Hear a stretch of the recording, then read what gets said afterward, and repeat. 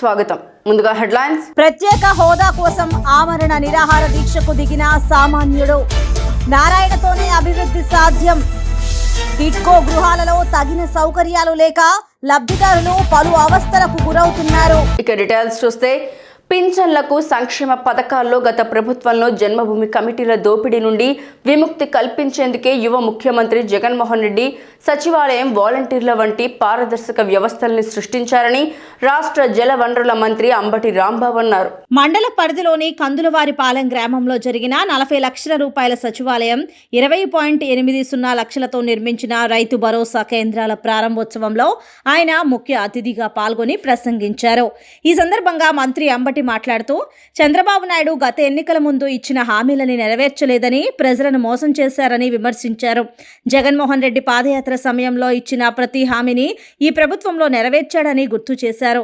ఎంతమంది కలిసొచ్చినా చంద్రబాబు నాయుడు ముఖ్యమంత్రి కాలేడని, వారందరూ కట్టకట్టుకు వచ్చినా జగన్మోహన్ రెడ్డి ముఖ్యమంత్రి అవుతాడని, మీ అందరి ఆశీర్వాదంతో ఇది సాధ్యమవుతుందని అన్నారు. త్వరలో ఎన్నికలు వస్తున్నాయి. బహుశా ఒక 4-5 రోజుల్లోనే ఎన్నికల షెడ్యూల్ కూడా వచ్చే అవకాశం ఉంది. ఒక నెల 15 రోజుల్లో మీ అందరూ మళ్ళా నూతనమైన ప్రభుత్వాన్ని ఎన్నుకునేటటువంటి పరిస్థితులు వచ్చాయి. ప్రజాస్వామ్యంలో 5 సంవత్సరాల పాటు పరిపాలన చేయమని జగన్మోహన్ రెడ్డి గారిని మీరు ఎన్నుకున్నారు. 5 సంవత్సరాలు జగన్మోహన్ రెడ్డి గారు పరిపాలన చేశారు. అంతకు ముందు 5 సంవత్సరాలు చంద్రబాబు నాయుడు గారు పరిపాలన చేశారు. ఈ సందర్భంలో నేను మిమ్మల్ని అందరినీ ప్రశ్నిస్తున్నది ఏమిటంటే, ఆ 5 సంవత్సరాలు చంద్రబాబు నాయుడు గారి పరిపాలన ఎలా ఉంది, ఈ 5 సంవత్సరాలు చంద్రబాబు నాయుడు గారి మన జగన్మోహన్ రెడ్డి గారి పరిపాలన ఎలా ఉంది, ఒక్కసారి బేరీజు వేసుకోవలసినటువంటి సమయం ఆసన్నమైందని మనం చేస్తున్నాం. చంద్రబాబు నాయుడు గారు 5 సంవత్సరాలు పరిపాలన చేస్తే జన్మభూమి కమిటీలను పెట్టాడు. వృద్ధాప్య పెన్షన్ ఇవ్వాల్సి వస్తే జన్మభూమి కమిటీ దగ్గరికి వెళ్ళాలి. లేదు మరొక పని కావాలంటే జన్మభూమి కమిటీల దగ్గరికి వెళ్ళాలి. వాళ్ళు డబ్బులు లేకపోతే పని చేసేటటువంటి పరిస్థితి లేదు. వారి చుట్టూ తిరగవలసిన పరిస్థితి ఉండేది. కానీ జగన్మోహన్ రెడ్డి గారు వచ్చిన తర్వాత ఎవరిని సంప్రదించవలసిన అవసరం లేకోకుండా అర్హులైనటువంటి ప్రతి వ్యక్తికి సంక్షేమ కార్యక్రమాలు అందించినటువంటి వ్యక్తి జగన్మోహన్ రెడ్డి అని ఈ సందర్భంగా నేను మనవి చేస్తున్నాను.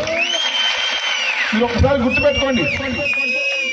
జగన్మోహన్ రెడ్డి గారు ఒక మాట చెప్పారు, నన్ను ఎన్నుకోండి, నాకు అవకాశం ఇవ్వండి, ఈ 5 సంవత్సరాల్లో నేను సంక్షేమ కార్యక్రమాలు ఇచ్చేటప్పుడు కులం చూడను, మతం చూడను, ఈ ప్రాంతమా ఆ ప్రాంతమా అని చూడను, రాజకీయాలు కూడా చూడను. వాడు తెలుగుదేశానికి వేశాడా, జనసేనకు వేశాడా, లేక నాకు వేశాడా అనేది కూడా చూడను. పేదవాడైతే చాలు, అర్హత ఉంటే చాలు. పేదవాడైనా అర్హత ఉన్నా ఏ పార్టీకి ఓటు వేసినా సంక్షేమ కార్యక్రమాలు అందిస్తాను అని చెప్పాడు. నేను అడుగుతా ఉన్నా, మిమ్మల్ని అడుగుతా ఉన్నా, తెలుగుదేశం వారికి కూడా చెప్పండి, జనసేన వారికి కూడా చెప్పండి. ఇవాళ వృద్ధాప్య పెన్షన్ తెలుగుదేశం వారికి, జనసేన వారికి వస్తుందా రావట్లేదా తెలుసుకుని చెప్పని మనం చేస్తున్నా. ఓటు వేయలేదని ఆపేయలేదే. వృద్ధాప్య పెన్షన్ అర్హుడైతే ఇచ్చినటువంటి సందర్భాలు ఉన్నాయా లేవా? కాపు నేస్తాం ఓటు వేయకపోయినా, తెలుగుదేశానికి ఓటు వేసినా, గ్లాసు గుర్తుకు ఓటు వేసినా కాపు నేస్తాం పడుతుందా లేదా ఒక్కసారి ఆలోచన చేయమని మనం చేస్తున్నా.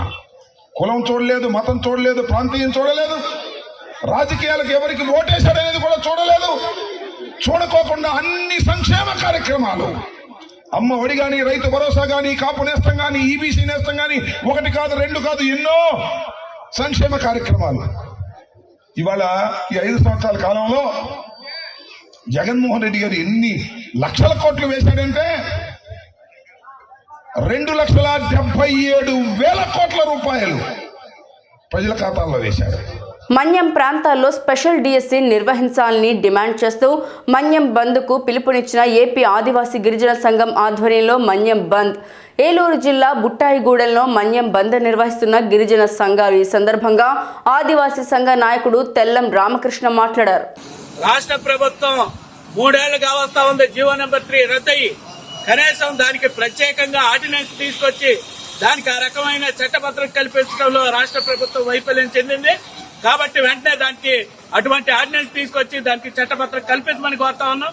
జీవో నెంబర్ 3 ప్రకారం ఏజెన్సీ ప్రాంతంలో 100% ఉద్యోగాలంతా స్థానిక గిరిజనులకు ఇవ్వమని మేము ప్రధానంగా డిమాండ్ చేస్తా ఉన్నాం. రాష్ట్ర ప్రభుత్వం 6100 పోస్టు నోటిఫికేషన్ ఇచ్చింది. అందులో ఏజెన్సీ ప్రాంతానికి ఉమ్మడి పశ్చిమ గోదావరి జిల్లాకి 14 పోస్టులు కేటాయించింది. అందులో మైదాన ప్రాంత గిరిజనులు, ఏజెన్సీ గిరిజనులు 2 భాగాలుగా చేసుకుంటే 7 పోస్టులే ఈ రోజు ఐటీడీ కేఆర్పురానికి వచ్చే పరిస్థితి ఉంది. కాబట్టి మేము అడిగేది ఏజెన్సీ ప్రాంతంలోని ఖాళీలన్నీ భర్తీ చేయాలంటే ఏజెన్సీ స్పెషల్ డిఎస్సి ద్వారా వల్లే సాధ్యమవుతుంది. ఈ రోజు అన్ని కాంట్రాక్ట్ అవుట్సోర్సింగ్ ఉద్యోగులు ఉన్నారు, సిఆర్టీలు ఉన్నారు, భాషా వాలంటీర్లు ఉన్నారు, రిటైర్మెంట్ అయిపోయిన వాళ్ళు ఉన్నారు. కరోనా టైంలో సరిపోయిన టీచర్ పోస్టులన్నీ ఖాళీ ఉన్నాయి.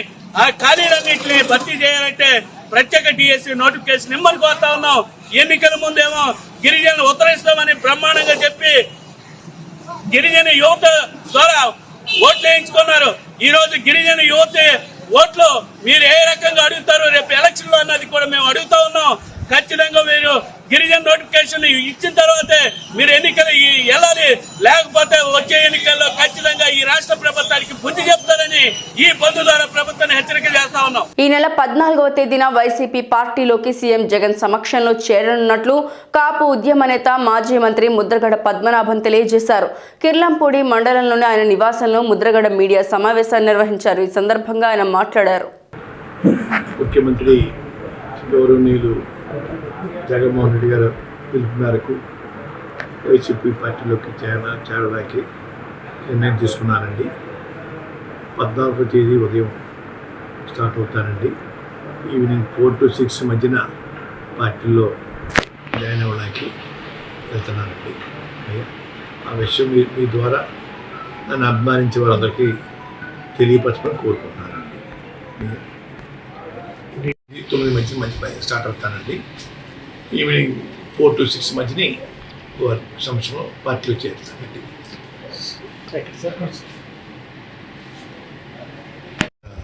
ప్లేస్ వెన్యూ చెప్పలేదండి, వెళ్తున్నామండి.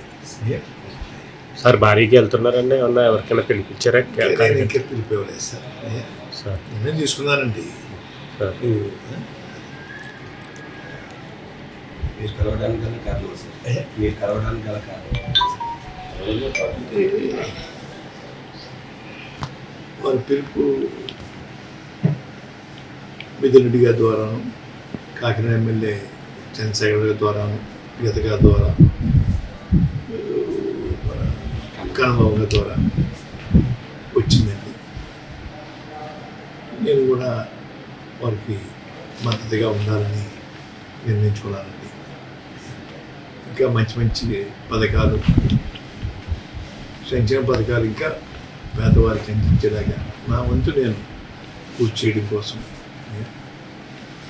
ఆలోచనతో ఉండి పశ్చిమ గోదావరి జిల్లా తాడేపల్లిగూడెం ప్రత్యేక హోదా కోసం బీవీఆర్ కళా కేంద్రం వద్ద గత 2 రోజులుగా నిరాహార దీక్ష కుసంపూడి విజయ్ చేపట్టారు. దీక్షా శిబిరం వద్ద గుండు కొట్టించుకుని అక్కడే స్నానం చేసి గాంధీ వేషధారణతో ఆమరణ నిరాహార దీక్షకు దిగారు. పార్టీలకు అతీతంగా నాయకులు, నిరుద్యోగ యువత, స్టూడెంట్స్, వ్యాపారులు, పలు సంఘాల నుంచి మద్దతు లభిస్తున్నా కేంద్ర రాష్ట్ర ప్రభుత్వాల్లో చలనం లేదని కుసంపూడి విజయ్ ఆవేదన వ్యక్తం చేశారు. ఆంధ్ర రాష్ట్రం కోసం నా ప్రాణమైన అర్పిస్తానని, ఈ రోజు నుంచే కేంద్ర రాష్ట్ర ప్రభుత్వాల చలనం కోసం ఆమరణ నిరాహార దీక్షకు దిగుతున్నానని విజయ్ తెలిపారు. పార్టీలకు అతీతంగా ప్రతి ఒక్క నాయకులు, విద్యార్థులు, వ్యాపారవేత్తలు మద్దతు ఇవ్వాలని ఆయన కోరారు. 2 రోజులు కాదు, 2 యుగాలు చేసినా మన ప్రభుత్వాలు మాత్రం స్పందించవు. ఎందుకంటే వాళ్ళ రాజకీయ పార్టీలు, వాళ్ళ పొత్తులు ఈ అడవుల్లో ఉండేవాళ్ళు కనీసం మన రాష్ట్ర యువతల గురించి కానీ, మన రాష్ట్ర ప్రయోజనాల గురించి కానీ ఏమాత్రం పట్టించుకోరు. ఎందుకంటే వాళ్ళకి తెలుసు రాష్ట్ర ప్రజలు 2000, 3000, 4000, 5000 ఓటుకి డబ్బు ఇచ్చి కొంటే ఓటేస్తారు అన్న ఉద్దేశంతో రాష్ట్ర ప్రజలను వాళ్ళు వెనకంజ వేస్తూ చిన్న చూపు చూస్తున్నారు. దానికి నిరసనగా నేను ఈరోజు ఆమరణ నిరాహార దీక్ష చేస్తున్నాను.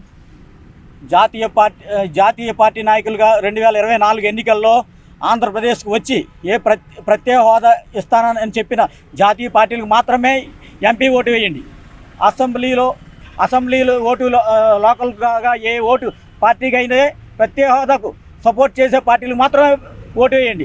రానున్న సార్వత్రిక ఎన్నికల్లో కేంద్రంలోని నరేంద్ర మోడీ ప్రభుత్వాన్ని, రాష్ట్రంలోని వైఎస్ఆర్సీపీ ప్రభుత్వాన్ని ఓటు అనే ఆయుధంతో బుద్ధి చెప్పాలని రాష్ట్ర రైతు సంఘం ఉపాధ్యక్షులు రామానాయుడు పిలుపునిచ్చారు. మార్చి 14వ తేదీ ఢిల్లీలో రామ్లీలా మైదానంలో జరిగే కిసాన్ మోర్చా కార్యక్రమాన్ని విజయవంతం చేయాలని రాష్ట్ర రైతు సంఘం ఉపాధ్యక్షుడు రామానాయుడు పిలుపునిచ్చారు.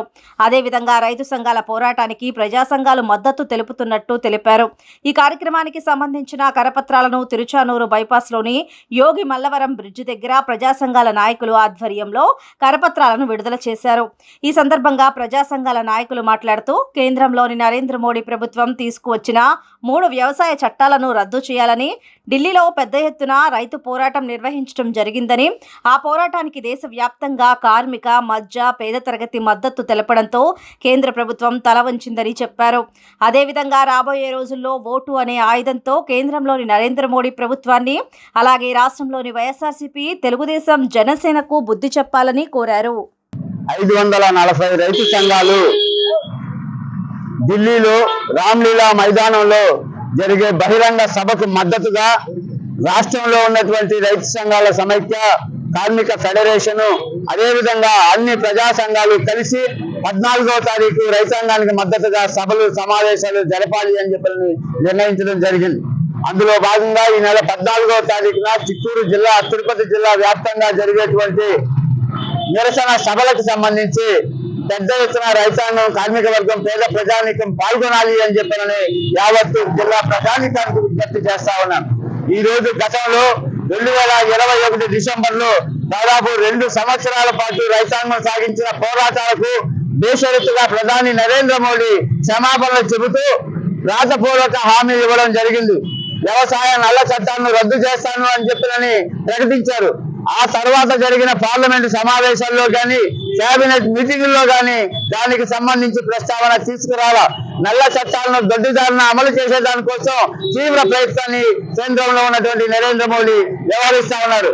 దీనికి వ్యతిరేకంగా రైతాంగం మరో పోరాటానికి శ్రీకారం చుట్టింది. అందులో భాగంగా 14వ తారీఖు ఢిల్లీ రామ్లీలా మైదానంలో జరిగేటువంటి సభలో పెద్ద ఎత్తున వేలాది మంది రైతాంగం పాల్గొంటున్నారు. వారికి దేశంలో ఉన్నటువంటి కార్మికులు, రైతులు, పేద ప్రజానీకం, వ్యవసాయ కార్మికులు అందరూ కూడా మద్దతుగా దేశవ్యాప్తంగా ఆ యొక్క పోరాటానికి మద్దతు తెలియజేస్తున్నారు. అందులో భాగంగా తిరుపతి జిల్లాలో ఉన్నటువంటి యావత్తు ప్రజానీకం పాల్గొనాలి అని ప్రజా సంఘాల ఐక్య వేదిక తరఫున విజ్ఞప్తి చేస్తా ఉన్నాం. కార్మిక, కర్షక, ఇరు సంఘాల నాయకత్వం జరుగుతున్న ప్రజా ఆందోళనకు మద్దతుగా ఈ నెల 14వ తారీఖున ఢిల్లీ నగరంలో రామ్లీలా మైదానంలో పెద్ద ఎత్తున ధర్నా కార్యక్రమం జరుగుతూ ఉంది. ఈరోజు భారతదేశంలో రైతాంగం ఎదుర్కొన్న సమస్యల పైన పెద్ద ఉద్యమం చేస్తా ఉంటే నరేంద్ర మోడీ నాయకత్వంలో రైతుల పైన, కార్మికుల పైన రబ్బర్ బుల్లెట్లు, వేడి నీళ్లు, లాఠీ చార్జీ, కాల్పులు జరగడం జరిగింది. దీనికి వ్యతిరేకంగా ట్రాక్టర్లతో ర్యాలీ చేస్తా ఉన్నాం. అందులో భాగంగానే ఈ రాష్ట్రంలో జగన్మోహన్ రెడ్డి, చంద్రబాబు నాయుడు, పవన్ కళ్యాణ్ ముగ్గురు రాజకీయ పార్టీల విధానాలు కూడా ప్రజల్లోకి తీసుకెళ్లాలని, నరేంద్ర మోడీని, జగన్మోహన్ రెడ్డిని, చంద్రబాబు నాయుడిని, పవన్ కళ్యాణ్ ఓడించాలని, రైతుల పక్షాన ఉద్యమం కొనసాగించాలని ఈ నెల 14వ తారీఖున అన్ని మండల కేంద్ర కార్యాలయం ముందు రైతులు, కార్మికులు పెద్ద ఎత్తున ఆందోళన చేస్తున్నారు. ఈ ఆందోళనలో ప్రజలందరూ భాగస్వామ్యం కావాలని, నరేంద్ర మోడీ ఆర్థిక విధానాన్ని తిప్పుకొట్టాలని, రేపు జరగబోయే పార్లమెంటు, శాసనసభ ఎన్నికల్లో ఎన్డీఏ కూటమి పక్షాలను ఓడించమని చెప్పి రైతులకు, కార్మికులకు, ప్రజలకు పిలిపిస్తా ఉన్నాం. పశ్చిమ గోదావరి జిల్లా తణుకు టీడీపీ కార్యాలయంలో తణుకు నియోజకవర్గ టీడీపీ ఇన్ఛార్జ్ మరియు మాజీ శాసనసభ్యులు ఆరిమిల్లి రాధాకృష్ణ విలేకరుల సమావేశాన్ని నిర్వహించారు. ఈ సందర్భంగా ఆయన మాట్లాడారు. సకల జనుల చైతన్య యాత్ర, రేపటి కోసం పాదయాత్ర నిర్వహించినటువంటి విషయం అందరికీ కూడా తెలుసు. ఈ పాదయాత్రకి చేయడానికి ముఖ్య కారణం ఈ 4 సంవత్సరాల 9 నెలల వైఎస్ఆర్ కాంగ్రెస్ పార్టీ పరిపాలనలో పేద, దిగువ, మధ్యతరగతి తరగతి ప్రజలు, కార్మికులు, రైతులు, యువత, మహిళలు, వ్యాపార వర్గాలు ఇటువంటి వారందరూ కూడా ఎవరైతే వైఎస్ఆర్ కాంగ్రెస్ పార్టీ ప్రభుత్వంలో బాధితులుగా ఉన్నారో అటువంటి వారందరినీ కూడా కలిసి వారి సమస్యలను తెలుసుకోవడంతో పాటుగా ఈ వర్గాలన్నింటినీ కూడా చైతన్యవంతులు చేసే విధంగా ఈ పాదయాత్రని సంకల్పించడం జరిగింది. ముఖ్యంగా 48 గ్రామాలు తణుకు పట్టణంలో కూడా 16 రోజులుగా ఈ పాదయాత్ర నిర్వహించాం. ఈ పాదయాత్రలో ప్రతి గ్రామంలోనూ కూడా సందర్శించినప్పుడు ఈ ప్రభుత్వం వచ్చిన తర్వాత ఏ విధంగా గ్రామాల అభివృద్ధిని విస్మరించారో, ఏ విధంగా గ్రామాల్లో పారిశుద్ధ్యాన్ని విస్మరించారో కళ్ళకి కట్టినట్లు కనబడుతున్నటువంటి పరిస్థితి ఉంది. అలాగే పంచాయతీలని NREGS నిధులను కూడా వేరే పథకాలకు డైవర్ట్ చేసి ఏ విధంగా పంచాయతీలు నిర్వహణ చేశారో కూడా ఈరోజు కళ్ళకు కట్టినట్లు కనిపిస్తుంది. నేను గతంలో 2013లో కూడా పాదయాత్ర చేశాను. ఆ రోజు ఏ విధంగా సమస్యలు మాకు ఎదురైనా ఆ రోజు నేను సింగపూర్ నుండి వచ్చిన తర్వాత సమైక్యాంధ్ర ఉద్యమంలో భాగంగా ఆ రోజు పాదయాత్ర నిర్వహించి అప్పుడు కూడా నియోజకవర్గంలో ఉన్నటువంటి పరిస్థితుల్ని ఆ రోజు ఆకలింపు చేసుకోవడం జరిగింది. అప్పుడు ఉన్నటువంటి సమస్యల్ని తర్వాత శాసనసభ్యులుగా ఎన్నికైన తర్వాత గ్రామదర్శిని కార్యక్రమం ద్వారా ఆ రోజు పరిష్కారం చూపడం జరిగింది. మరలా ఈరోజు ఈ పాదయాత్ర ద్వారా అనేక సమస్యలు మా దృష్టికి రావడం జరిగింది. 2 సార్లు ఈ నియోజకవర్గంలో పాదయాత్ర చేసేటటువంటి శక్తిని ఆ భగవంతుడు కల్పించడం నాకే దక్కిందని ఈ సందర్భంగా తెలియజేస్తున్నాను. 2 సార్లు ఈ నియోజకవర్గంలో పాదయాత్రలు చేసి ఉన్నటువంటి సమస్యలను తెలుసుకోవడంతో పాటుగా వాటి పరిష్కార మార్గాలను కూడా ఏ విధంగా చేయాలనేది ఆలోచన చేయడం జరిగింది.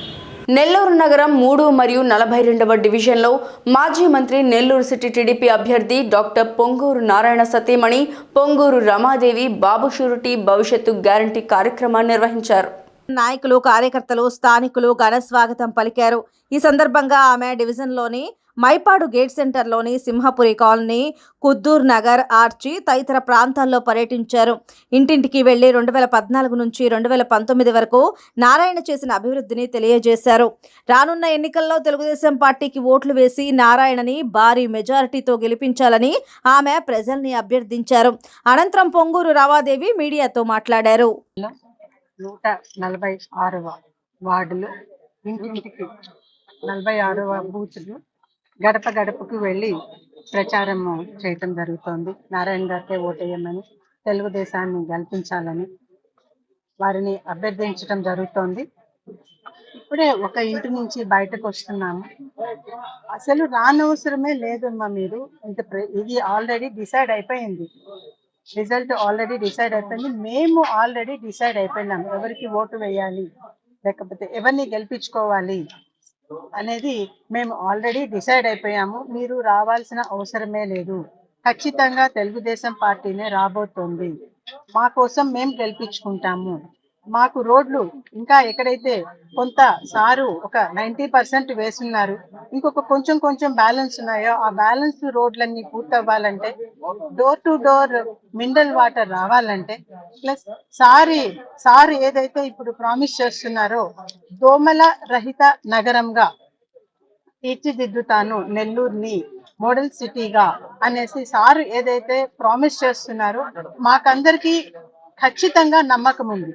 సారు ఏదైతే ఒక మాట చెప్తారో ఆ మాట ఖచ్చితంగా నెరవేరుస్తారు, దాన్ని నిలబెట్టుకుంటారు అని సారు చెప్పే మాట మీద మాకు నమ్మకం ఉంది. ఆ నమ్మకము మాకు ఖచ్చితంగా ఉంది. దానికోసం మేము సార్ని గెలిపించుకుంటాము.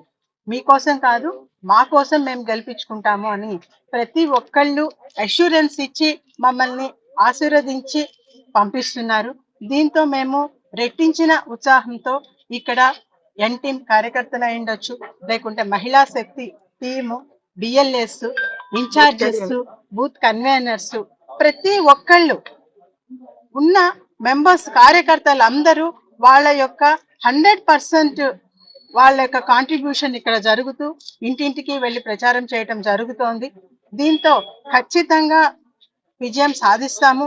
నెల్లూరుని ఇంకా ఒక హై స్టాండర్డ్ లో ఒక మోడల్ సిటీ కింద చూసుకుంటాము అని చెప్పి ఖచ్చితంగా నేను ఈరోజు ప్రామిస్ చేస్తున్నా. వెగేసన ఫౌండేషన్, బాపట్ల శంకర కంటి ఆసుపత్రి, పెదకాకాని, గుంటూరు మరియు జిల్లా అంధత్వ నివారణ సంస్థ సంయుక్త ఆధ్వర్యంలో ఉచిత మెగా కంటి వైద్య శిబిరాన్ని ఏర్పాటు చేశారు. ఈ కార్యక్రమాన్ని వేగేసన ఫౌండేషన్ చైర్మన్ వేగేసన నరేంద్ర వర్మ ప్రారంభించారు. అనంతరం ఆయన మాట్లాడుతూ బాపట్ల నియోజకవర్గంలోని ప్రజలకు వేగేసన ఫౌండేషన్ మరియు శంకర్ కంటి ఆసుపత్రి సంయుక్త ఆధ్వర్యంలో మెగా ఉచిత కంటి వైద్య శిబిరం నిర్వహించామని, ఈ శిబిరానికి మంచి స్పందన లభించిందని తెలిపారు. బాపట్ల నియోజకవర్గంలో శుక్లాంతో ప్రజలు ఎవరూ ఇబ్బంది పడకూడదని, ప్రజలందరూ కంటి చూపుతో సంతోషంగా ఉండాలన్న ఉద్దేశంతో ఈ కార్యక్రమాన్ని నిర్వహిస్తున్నామని తెలిపారు. ప్రతి ఒక్కరికి కంటి పరీక్షలు చేసి కళ్ళజోళ్లు కూడా పంపిణీ చేస్తున్నట్లు ఆయన తెలియజేశారు.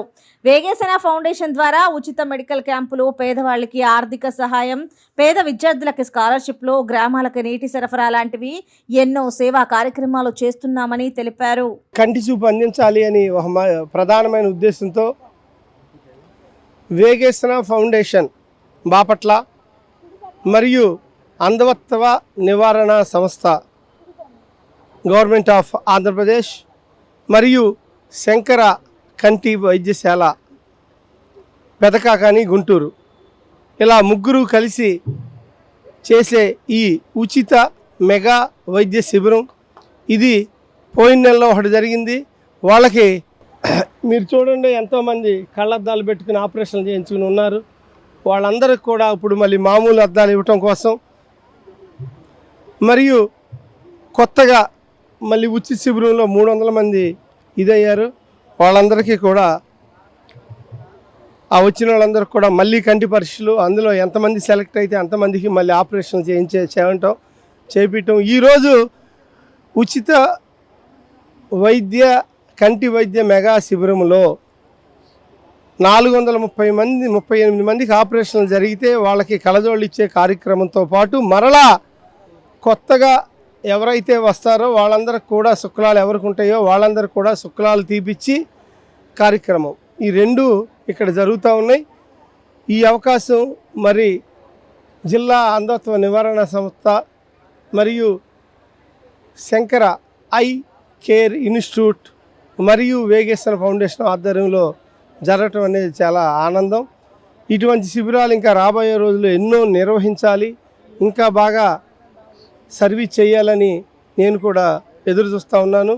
మనకి సుమారుగా నా టార్గెట్ 10,000 మందికి శుక్లాలు తీపియాలి అని. ఇప్పటికే 2,000 మంది పూర్తయ్యారు.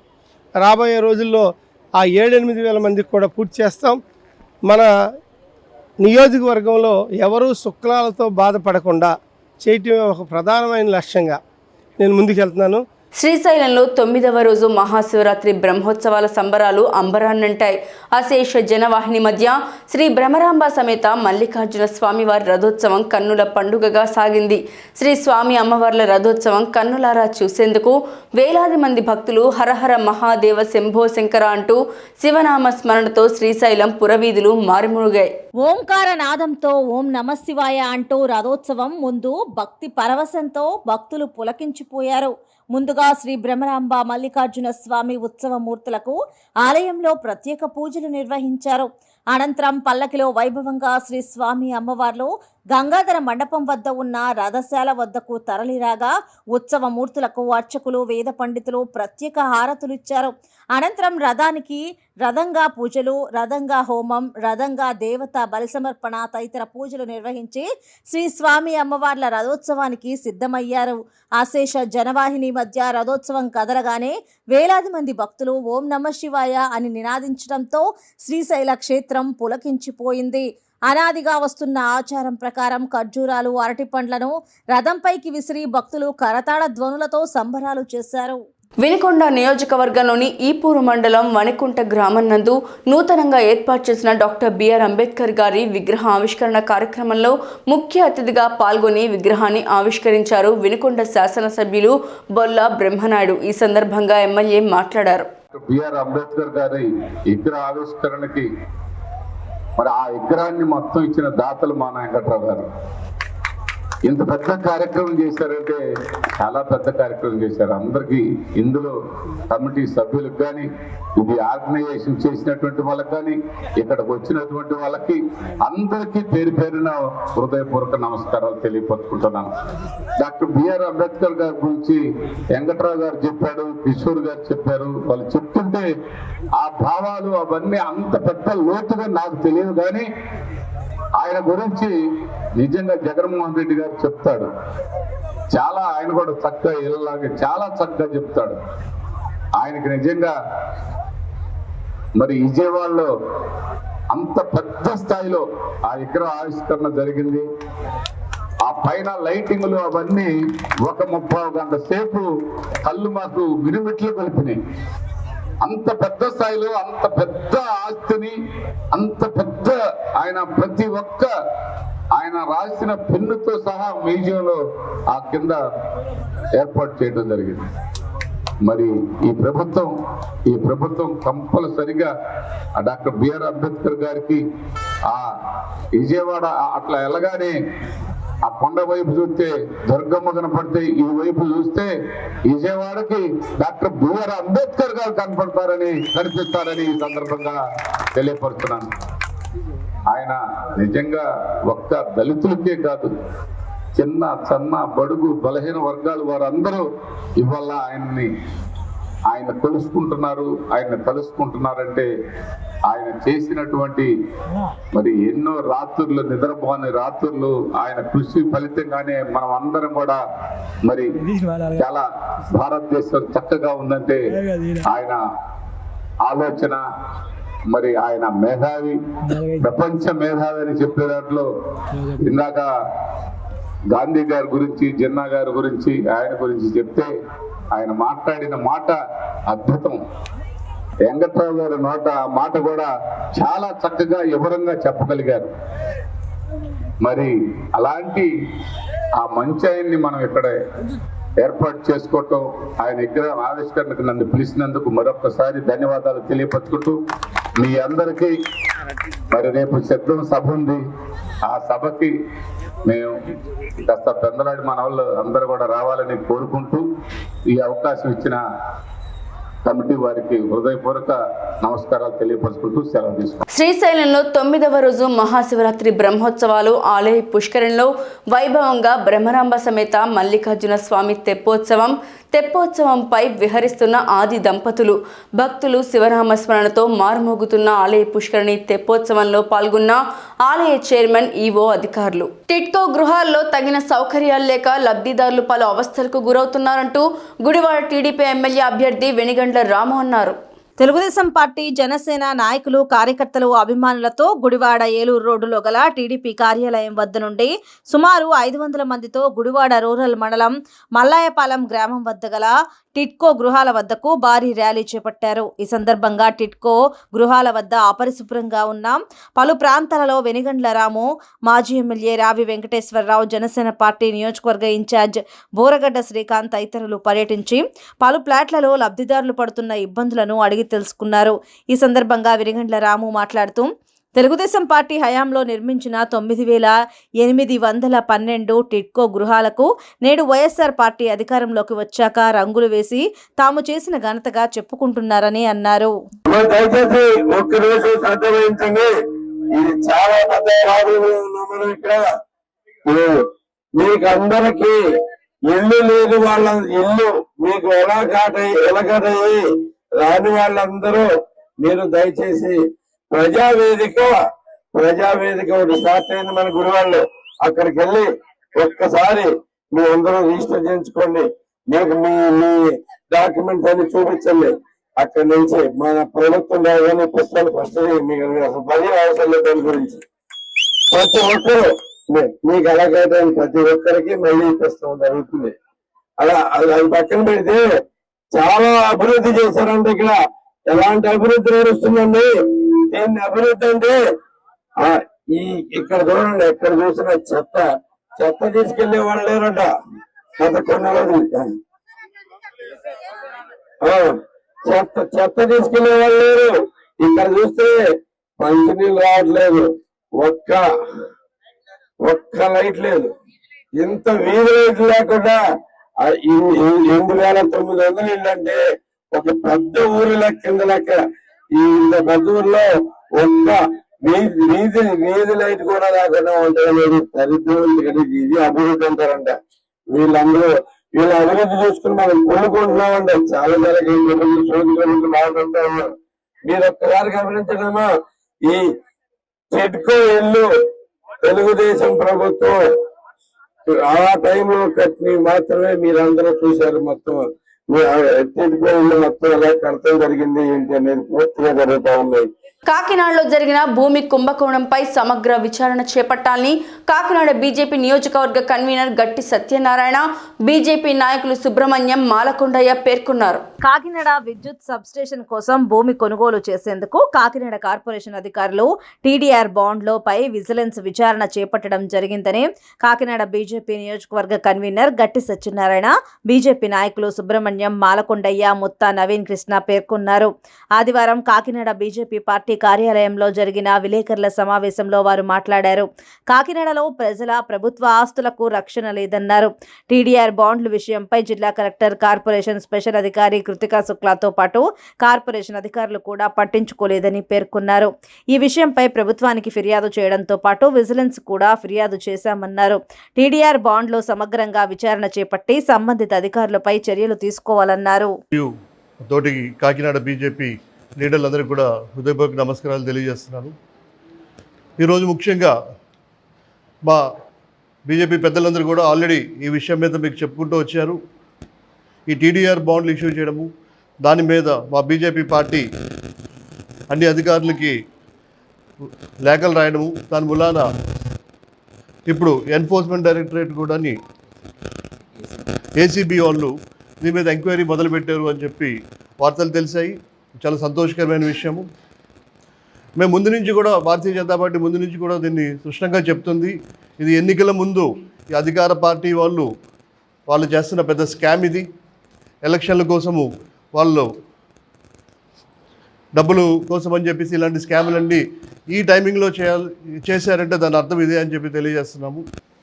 ఏదైతే కాకినాడ కార్పొరేషను ప్రభుత్వ భూముల విషయంలో ప్రైవేట్ భూములు కొని ఎంత రేటు ఉంటే ఎంత రేటుకి బాండ్స్ ఇచ్చారనేటటువంటిది పెద్దలు చెప్పారు. నేనైతే 1, 2, 3 విషయాలు మీకు ఉదాహరణ కూడా చెప్తున్నాను.